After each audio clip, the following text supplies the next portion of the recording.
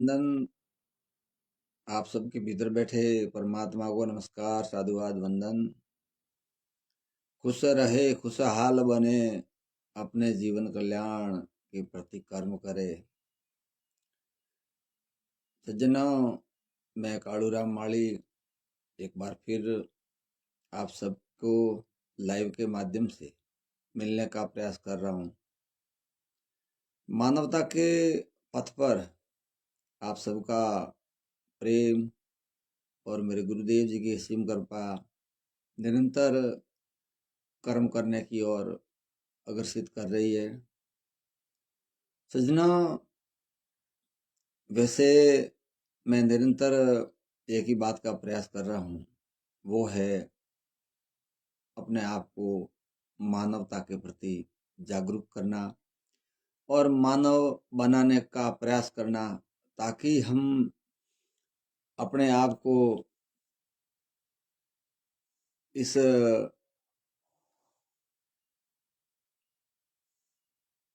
जीवन की वास्तविकता में उपलब्धि हासिल कर सके।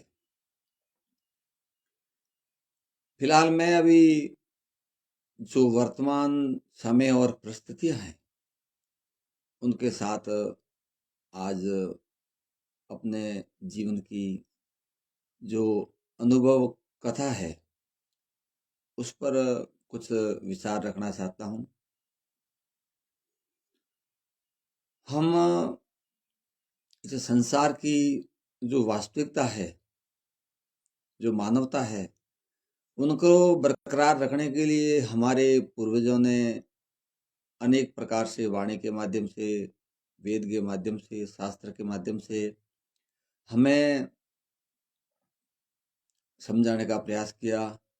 साथ ही उसके ऊपर आस्थाएं भी लगाई, प्रथाएं भी लगाई, धारणाएं भी लगाई, साथ में कुछ सामाजिक परंपराएं भी लगाई, ताकि मनुष्य वास्तविकता को भूले नहीं। जन्म से लेकर मृत्यु तक अनेक प्रकार की ऐसी हमारे द्वारा जो विद्या की जाती है उससे हमें बहुत गहरा ज्ञान बताया जाता है, लेकिन हम बिना ज्ञान के, बिना विवेक के उन्हें सिर्फ औपचारिकता के रूप में निभाते हैं, और उसके कारण हम अपना अस्तित्व है वो खो बैठते हैं।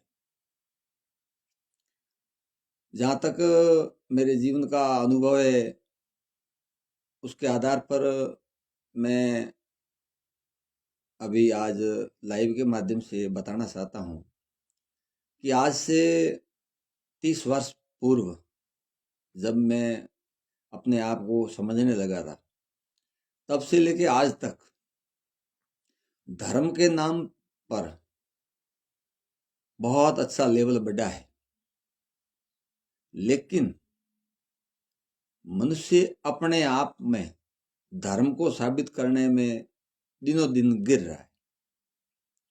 अभी महाकुंभ प्रयागराज चल रहा है, लाखों नहीं करोड़ों लोगों की भीड़ है। लोग जाते हैं आस्था के नाम की डुबकी लगाने के, भी अपने पापों का निवारण होगा, और जाना भी सही। लेकिन सज्जनों, इतनी बड़ी भीड़ है और वैसे बहुत जगह तीर्थों में भीड़ ही रहती है मनुष्य की, लेकिन वो पापों का प्रायश्चित, वहां जाके जो ज्ञान की प्राप्ति, वो किसको हो रही है? अगर जाने वालों को होती या देखने वालों को होती तो मनुष्य का जो धर्म का स्तर है, जो सोच का स्तर है, वो बढ़ता, लेकिन वो गिर रहा है। इसका मुझे बहुत बड़ा खेद है। जहाँ तक मेरा मानना है कि ये होने का केवल एक ही कारण है कि मनुष्य केवल न केवल औपचारिकता निभा रहा है, क्योंकि वो भीतर प्रवेश करता ही नहीं है। पैसों की किसी के पास कमी नहीं है, साधन बहुत है, जाने में कोई समस्या नहीं है, सब एक दूसरे के देखा देखी जा रहे हैं। घर पे भी आयोजन कर रहे हैं, गांव में भी आयोजन कर रहे हैं, देश में भी आयोजन कर रहे हैं, लेकिन मनुष्य भीतर से इतना टूट गया है कि वो अपने सिर्फ एक परिवार की भी वो जवाबदारी नहीं ले सकता। गांव की तो दूर की बात रहेगी, वो अपने आपके परिवार, माँ बाप, बीवी बच्चे, वहां तक की जवाबदारी नहीं ले सकता है कि मैं जो कह रहा हूं फाइनल है। इसका कारण ये है कि हमने अपने आप को समझा नहीं। जहां तक संतों ने और शास्त्रों ने जो प्रेरणा दी है उसमें बताया है कि मनुष्य को कर्म करना पड़ेगा, लेकिन हम कर्म नहीं कर रहे। हम कर्म के नाम पर दिखावा कर रहे। सज्जनों, अगर इस प्रकार चलता रहा तो ये मनुष्य जीवन संकट में है। वर्तमान समय में शिक्षा की और संस्कारों की और साथ में पर्यावरण की जरूरत है, लेकिन हमारा उस तरफ कोई ध्यान नहीं है। संस्कारों के नाम पर जीरो हो रहे हैं। मंदिर जा रहे हैं, हाथ जोड़ रहे हैं, लेकिन मंदिर किसका है, उसकी क्या उपयोगिता है, क्या विशेषता है, उसके बारे में कोई ज्ञान नहीं है। सोशल मीडिया के माध्यम से दुनिया भर के आडंबर दिखाए जा रहे हैं। Father day, mother day, anniversary, जन्मदिन, दुनिया भर की। अभी कुंभ से आते हैं तब स्वागत, शरण स्पर्श और पैर धोना, सरना मत पीना, ये दुनिया भर के आडंबर बन रहे हैं। लेकिन मनुष्य की सोच है वो गिर रही है, क्योंकि देखा सीखी किया जा रहा है, लेकिन हकीकत में वो स्वीकार नहीं किया जा रहा है। दिल में दर्द है, लेकिन समाधान कुछ भी नहीं है। नहीं होने का कारण एक ही है कि मनुष्य जब तक अमानवीय कर्म नहीं छोड़ेगा तब तक इसका कोई समाधान नहीं है। इसका न कोई मंत्र है, न कोई तंत्र है, न कोई विधि है, न कोई विधान है। कारण केवल एक ही है इसका समाधान, कि हमें अपने आप को मानव समझकर मानवता के प्रति कर्म करना पड़ेगा। कहते बहुत है मानवता के प्रति कर्म करना पड़ेगा, मानवता के प्रति कर्म कर रहे हैं, लेकिन पहले तो ये पता नहीं है कि हम मानव है।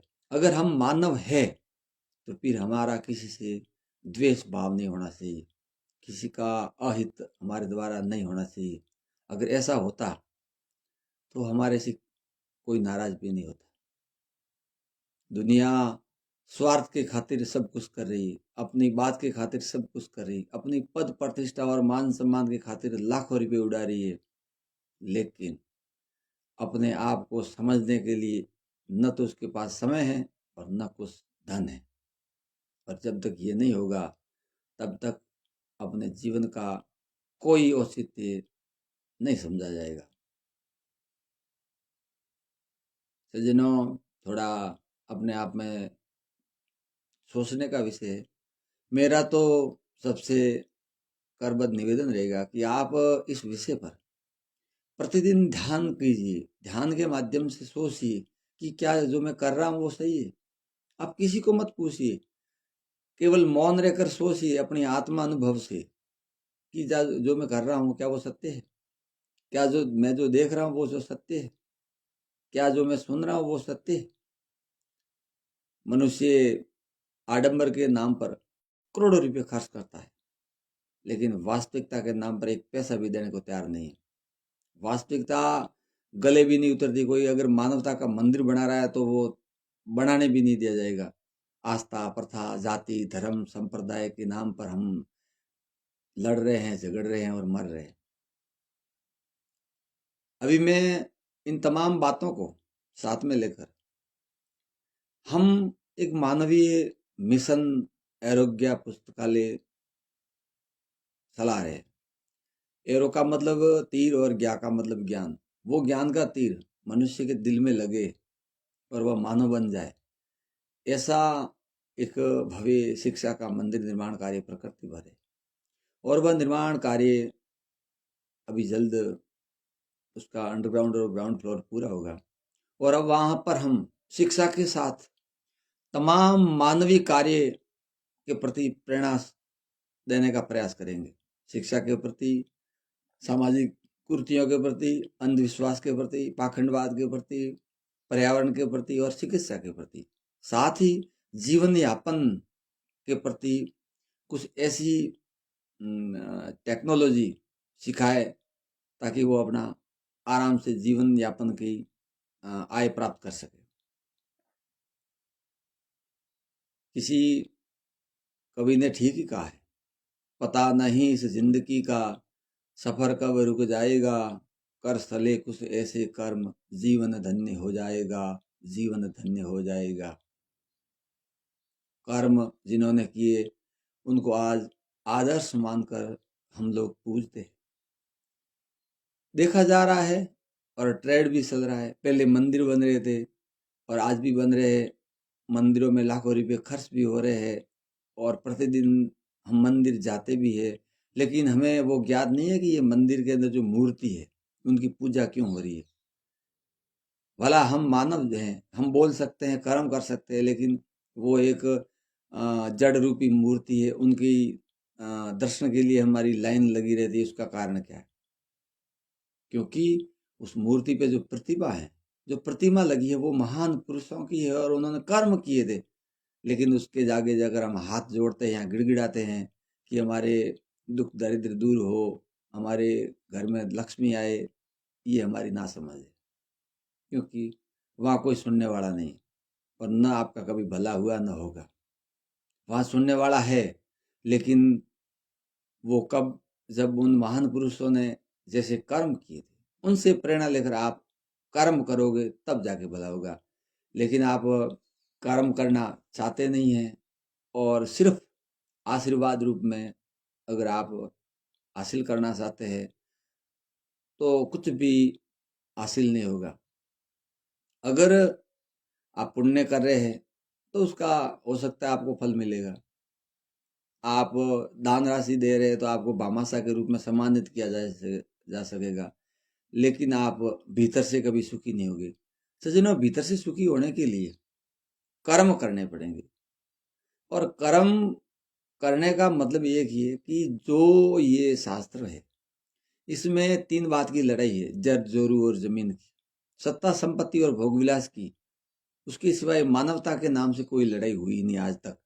लड़ाइयाँ लड़ी गई है, लेकिन अनेक पुरुषों ने, अनेक संतों ने, अनेक महापुरुषों ने, अनेक वीर वीरांगनाओं ने अकेले में लड़ी, उनका साथ किसी ने नहीं दिया, केवल विरोध ही किया था। तो आज भी वही चल रहा है कि आस्था प्रथा के नाम पर भीड़ लगी हुई है, लेकिन वास्तविकता के नाम पर बिल्कुल ही कोई आने को तैयार नहीं है। ज्यादा कुछ बताने पर किसी को आघात न पहुंचे, लेकिन यह वास्तविकता। अपने आप को समझिए और अपने जीवन का कल्याण कीजिए। जब माँ बाप सुखी होते हैं तब तो सब कुछ सुख है, लेकिन अगर माँ बाप दुखी है तो आप मरने के बाद उनको कई तीर्थ यात्राओं में उनकी अस्थियों को लेकर जाते हो, विसर्जन करते हो, तो उससे कोई न आपका भला होगा न उनका होगा, क्योंकि उनकी आत्मा कभी शांत नहीं होगी। इसी तरह हम अगर लोगों का अहित नहीं करते हैं तब तो भले हमारे पास पैसा नहीं है तो भी चलेगा, दान नहीं करोगे तो भी चलेगा। और अगर हम लोगों का प्रतिदिन अहित कर रहे हैं तो हमारे पास पैसा है, दान है, सब कुछ है, वो कुछ नहीं है, क्योंकि हमने अहित किए हुए धन को अगर पुण्य में लगाया तो वो आपका पुण्य हुआ ही नहीं। मेरी वाणी के द्वारा किसी को ठेस पहुंची हो तो क्षमा करना, क्योंकि मैं केवल निमित्त मात्र बनकर आप सबके सामने आया हूँ। ये मेरे गुरुदेव की असीम अनुकंपा है और आप सबका प्रेम है। जो भी वास्तविकता है वो भीतरी शक्ति से प्रकट हो रही है और उसमें हो सकता है उस मेरे कहने का भाव आपको थोड़ा हटके लगता होगा, लेकिन किसी के प्रति या किसी की आस्था को ठेस पहुंचाने के प्रति एक शब्द भी नहीं है। इसलिए सज्जनों, प्रतिदिन उठिए, जागिए, जगाइए और ध्यान कीजिए कि भला हम जन्म से मृत्यु तक मानव के अलावा हजारों नामों से, हजारों जातियों धर्मों से पहचाने जाते हैं, लेकिन मानव कब तक नहीं बनेंगे। जब तक हम मानव नहीं बनेंगे तब तक जीवन कल्याण संभव नहीं है। आज केवल इतना ही, फिर मिलेंगे इसी आशा और विश्वास के साथ। और आपसे निवेदन रहेगा कि जो भी ये लाइव के माध्यम से आप तक पहुंचाने का प्रयास किया गया इस वाणी के माध्यम से, उन पर मंथन कीजिए और इस सोशल मीडिया के माध्यम से हमें भी और अच्छा मार्गदर्शन कीजिए, ताकि आगे हम भी और सही दिशा और दशा में अपने जीवन को लेकर जाने का प्रयास करें। नमस्कार, प्रणाम प्रणाम। आपके भीतर बैठे परमात्मा को बार बार नमस्कार।